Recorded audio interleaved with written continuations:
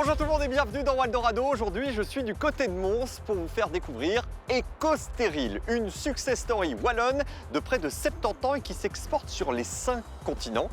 Vous allez voir, c'est une entreprise familiale spécialisée dans le recyclage des déchets hospitaliers.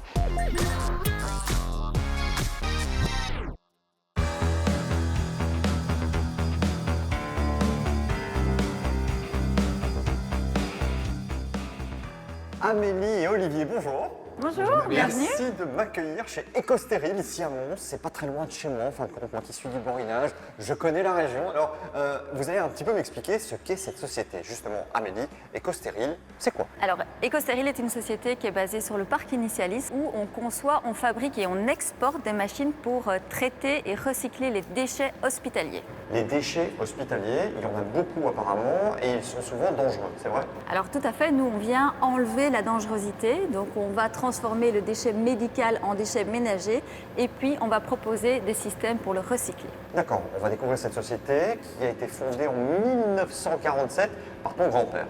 Ah oui, en effet, c'est Raoul Dufresne qui crée les AMB, donc ça s'appelle les ateliers mécaniques du Borinage. Donc c'est un petit hall mécanique dans lequel on fabrique des pièces pour l'extraction minière à l'époque, avant de passer totalement vers le produit éco-stérile et la niche des déchets hospitaliers. Qu'est-ce qui se passe pour qu'il y ait ce revirement?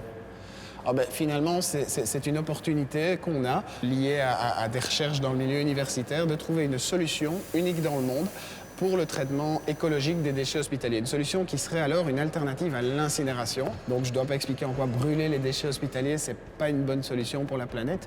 Donc nous, on va essayer de développer EcoStérile et à ce moment-là, solution 100% électrique. Ok, bon, alors en termes de chiffres, EcoStérile, c'est quoi? C'est combien? C'est où? Alors c'est une petite cinquantaine de personnes, dont certains sont là depuis plus de 35 ans et c'est vrai qu'on travaille beaucoup sur les aspects de bien-être et de donner du sens dans l'entreprise. C'est quelque chose de très important pour nous et en termes de chiffre d'affaires, 20 millions d'euros. Qui sont vos clients?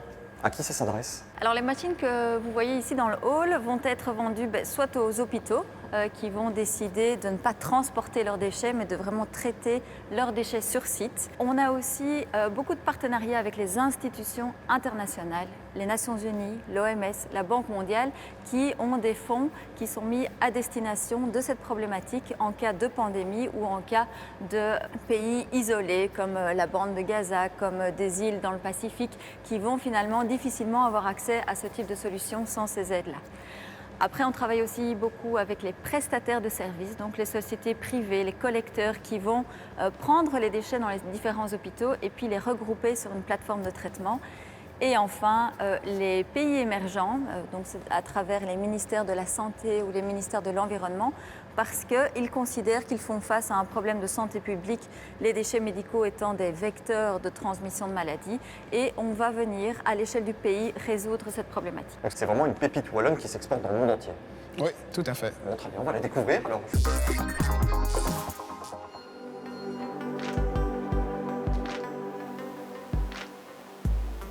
Olivier, ça y est, on est face à cette machine EcoStérile. Stérile, ça veut dire quoi? Pour bien comprendre.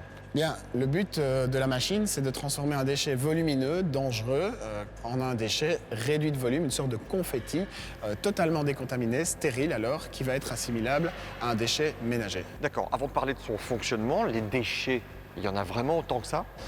Oui, c'est tout ce qui est en contact avec le patient. Alors, il y a une image que j'aime beaucoup, c'est une artiste hollandaise qui a dû subir une opération suite à un cancer du sein et qui a été interpellée en fait par tous les déchets que générait son intervention. Et elle en a fait une fresque qui est assez intéressante parce qu'on peut se rendre compte en quoi une opération peut générer un nombre incalculable de déchets. C'est tous ces déchets qu'on met dans le bac? Oui, tout à fait. À travers les fameux bacs jaunes, ces bacs en fait vont dans un container, comme on le voit ici, qui lui va être pesé, soulevé par la machine pour déverser finalement tout ce qu'il y a dans ce bac et alors commencer le procédé EcoStérile. Et le procédé, c'est quoi en fait? Il consiste d'abord à broyer le déchet pour après les chauffer à travers des micro-ondes. Et après, on va maintenir à 100 degrés pendant 1 heure avec des résistances électriques. Et après ça, alors, toutes les bactéries, tous les virus sont morts et donc le déchet est parfaitement décontaminé. D'accord, là il est décontaminé, c'est la première partie, mais ensuite vous en faites quoi? Parce que voilà, le déchet est là. Nos équipes de recherche et développement ont développé une solution pour récupérer toutes les matières valorisables qui vont sortir de notre machine. Il y a beaucoup de plastique notamment, et donc offrir de l'économie circulaire, finalement venant d'un déchet qui embêtait tout le monde, qui était le déchet hospitalier. Ouais, donc il y a vraiment un aspect écologique, ça va bien compris, et social aussi. Social, oui, parce que c'est vrai qu'on a eu dans le passé vraiment des situations d'horreur, notamment dans certains pays, où on arrivait et on voyait des montagnes de déchets à côté des hôpitaux.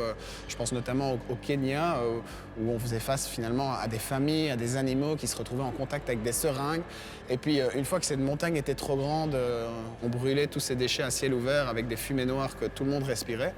Et c'est vrai qu'aujourd'hui, on a la chance d'avoir installé plus de 30 machines éco-stériles à travers le pays. Et donc maintenant, il n'y a plus de montagnes, il y a des machines comme celle-ci et les déchets sont traités écologiquement dans ce pays-là. Là, tu en parles avec passion, j'aime bien ça. Merci Olivier.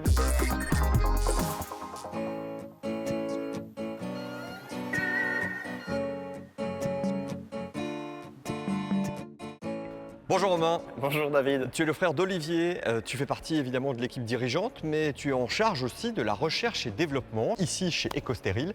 Dis-moi, la recherche et développement, c'est quoi ? Tout ce qui concerne l'amélioration continue de nos machines existantes. Donc on écoute les besoins, les retours en clientèle pour continuellement améliorer nos process et nos machines existantes. D'accord. Et puis il y a la recherche, donc là on est vraiment sur l'innovation et donc on crée des nouveaux produits, des nouveaux services complémentaires.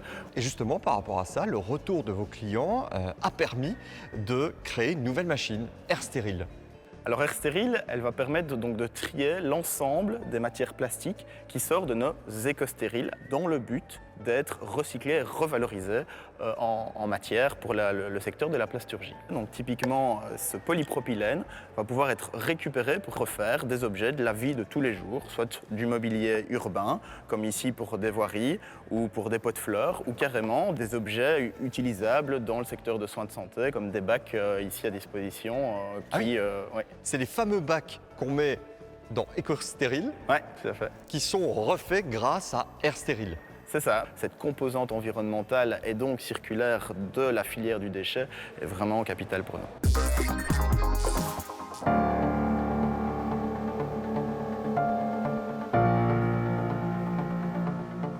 Romain, nous voilà dans une autre partie de l'entreprise. Où sommes-nous ? Ici, vous vous trouvez dans les bureaux du département services après-vente, qualité, sécurité, environnement, IT et infrastructure. Alors tu es géographe et climatologue. Comment tes études t'ont permis de comprendre que c'était important de faire un focus là-dessus ?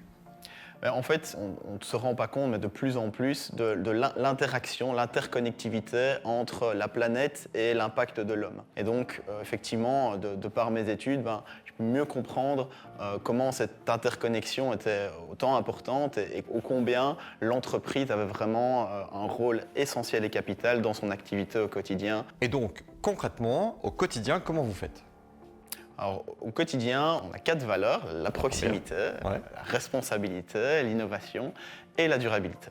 D'accord, et c'est d'ailleurs pour ça que vous sponsorisez différentes associations autour de l'aspect santé, mais pas que. Parce que j'ai cru comprendre que vous sponsorisiez une ferme.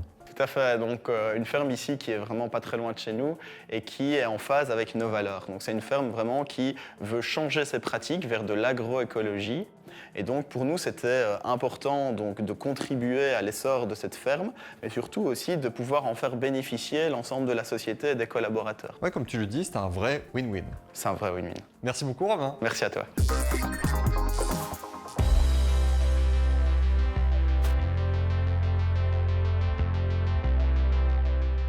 Amélie, en tant que CEO, je voudrais savoir comment tu vois l'évolution de l'entreprise. Le développement d'EcoStéril va s'opérer sur 3 axes. Les axes qui sont en fait les axes du développement durable. Le premier axe, c'est l'axe économique, de rentabilité, de développement, de manière à garantir aussi la pérennité de l'entreprise. Le deuxième axe, c'est l'axe environnemental, à la fois sur un questionnement sur notre impact environnemental, nous en interne, mais aussi sur le développement de produits qui répondent à des problématiques sur l'environnement. Et enfin, l'axe social qui vise à réfléchir évidemment sur tout ce qu'on a au niveau du bien-être de l'humain en interne, mais aussi sur la collaboration autour de nous en tant qu'entreprise de la région. Alors ce qui est fou, c'est que depuis maintenant quelques mois, voire quelques années, on parle d'éco-stéril un petit peu partout. Comment tu expliques ça ? Mais je pense qu'il y a une certaine fierté aussi à montrer qu'il y a des choses qui fonctionnent dans le NO. Et donc c'est vrai que quand on regarde les États-Unis par rapport à l'Europe, on est déjà beaucoup plus humble en tant qu'Européens. Quand on regarde en Belgique, on a en plus l'aspect wallon qui rajoute une couche, et au niveau de la Wallonie, les Hainaut sont parfois aussi défavorisés. Et donc, le fait de montrer qu'on peut être des entreprises à succès hainauières issues en plus du monde de l'extraction en tant qu'atelier mécanique du borinage, et aujourd'hui être le leader international, je crois que c'est important pour nous, et puis ça permet aussi d'attirer des talents, de les retenir et de motiver tout simplement l'équipe de management à venir travailler. Et parmi toutes les récompenses que vous avez pu avoir, est-ce qu'il y en a l'une ou l'autre qui t'interpelle un petit peu plus? On a été extrêmement flattés d'être reconnus parmi les 1000 entreprises qui ont du sens à la fois au niveau de la rentabilité et de l'écologie auprès de la fondation Solar Impulse. Il y a vraiment eu un engouement de toute l'équipe parce que c'était une reconnaissance que ce qu'on faisait avait du sens et que ça garantissait aussi finalement la pérennité de l'entreprise. Et puis j'ai eu la chance d'être lauréate du Bold Woman Award, qui est un prix décerné par la maison Veuve Clicquot, qui récompense des femmes entrepreneurs à travers le monde. En tant que responsable de petite entreprise hainauière, recevoir ce prix m'a fait très plaisir. J'imagine, félicitations encore. Dis-moi, les personnes et les talents qui pourraient venir dans l'entreprise, j'imagine que la philosophie et l'environnement, c'est un plus pour eux aussi. Oui, on travaille énormément là-dessus. Alors, j'invite tous ceux qui nous regardent à aller sur notre page Ecostérile. On a un onglet Jobs. On cherche 3 ou 4 profils pour l'instant. On fait extrêmement aujourd'hui attention, non seulement aux compétences des personnes, mais aussi au savoir-être, beaucoup plus qu'avant. Et c'est vrai que pendant l'entretien, on va détecter est-ce qu'il y a un clic, est-ce qu'on sent que cette personne pourrait facilement faire partie de la famille Ecostérile. C'est quelque chose de très important pour nous. On parle de famille alors, c'est ça? On parle de famille Ecostérile, tout à fait. Et voilà, donc c'est vrai qu'avec tous les défis qui nous attendent, on ne sera jamais trop peu que pour les faire aboutir. Super, merci en tout cas, ravi de vous avoir tous rencontrés. Et puis on va se retrouver nous prochainement dans Waldorado pour la découverte de nouvelles pépites wallonnes comme celle-ci. Ciao.